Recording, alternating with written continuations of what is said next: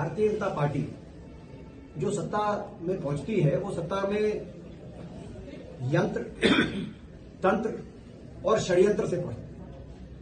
तंत्र और यंत्र पे तो हमने बहुत कुछ चीजें पहले बोली हैं कि कैसे भाजपा चुनाव को प्रभावित करने के लिए हथकंडे अपनाती है, लेकिन एक षड्यंत्र भी खुल के सामने आ गया। और षड्यंत्र क्या कि भाजपा जीतने के लिए चुनाव जब सीधे जन भावना से और जनमत से नहीं जीतने के पोजीशन में होती है, क्योंकि काम हरियाणा में 10 साल इन्होंने कुछ किया नहीं है और क्षत्रिय बिरादरी उससे दुखी रहती है, तो भारतीय जनता पार्टी इनेलो जैसी छोटी पार्टियों को का इस्तेमाल करते हुए ऐसे कैंडिडेट उतारने का कार्य करती है कि वो कैंडिडेट विपक्ष की वोट और कांग्रेस की वोट में उन कैंडिडेट्स कुछ डेंट मारे, कुछ और बीच में से भारतीय जनता पार्टी अपने प्रत्याशी को जिताने का। ये बहुत बड़ा षड्यंत्र चल रहा है। इस षड्यंत्र का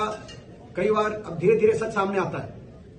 ये हम पहले से ही कहते थे कि ये भाजपा से मिलकर इन्हें लोग जेजेपी ये छोटी पार्टियां राजनीति कर रही हैं, ये पहले भी हमने कहा था, चुनाव से पहले भी कहा था, लेकिन अब सच धीरे धीरे सामने आ रहा है। आपने देखा होगा कि स्वयं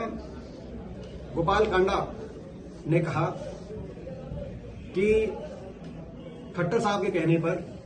सिरसा में इनेलो के प्रत्याशी को जिताने के लिए, इनेलो के प्रत्याशियों को जिताने के लिए उन्होंने पूरा जोर लगाया। जो इनेलो के प्रत्याशी सिरसा में अभय सिंह जी, उनका लड़का रानिया से आपने देखा, ये कहा कि खट्टर साहब के कहने पर, यानी कि भाजपा के कहने पर उन्होंने जोर लगाया। भाजपा को ऐसी क्या जरूरत थी गोपाल कांडा से जोर लगवाने की कि अभय सिंह और उनके लड़के रानिया में उनके जो प्रत्याशी थे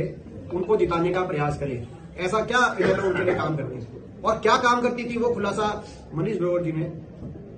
जो आपने देखा बयान में, साफ खुलासा कर दिया कि भाई वो हमारे कहने से वो प्रत्याशी उन्होंने दिया कि भाई किसी तरीके से कांग्रेस का मेयर, और उस समय 2018 में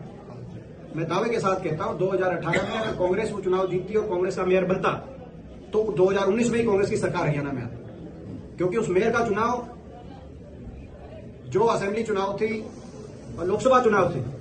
लोकसभा चुनाव के कुछ महीने पहले चुनाव था, और उस लोकसभा चुनाव, रोहतक लोकसभा चुनाव, जिस चुनाव का बहुत बड़ा असर 19 के विधानसभा चुनाव में पड़ने वाला था, उस रोहतक लोकसभा चुनाव में मुझको रोकने के लिए भाजपा के सारे षड्यंत्र चल रहे थे, जो उन्होंने खुद कहा मनीष ग्रोवर जी ने। हर तरीके से जनमत और जन भावना को रोकने के लिए इस तरह के सारे साजिश और षड्यंत्र रचने का कार्य हो रहा था। ये आज प्रदेश की जनता के सामने ये बात आ गई है। जो हम कहते थे वो आज इनके जबान पे सच आ गया, सच इन्हीं की जबान पे आ गया। हम क्या कहें?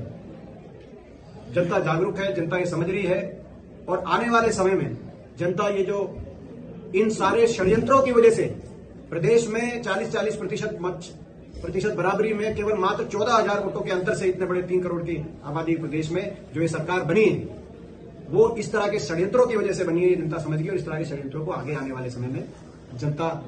सफल नहीं होने देगी। और ऐसी पार्टियों को जो ऐसा घिनौना काम करते हैं, इस तरह का षड्यंत्र रच के, ऐसी पार्टियों को पूरी तरीके से दरकिनार और नकारने का कार्य आने वाले समय में जनता करेगी।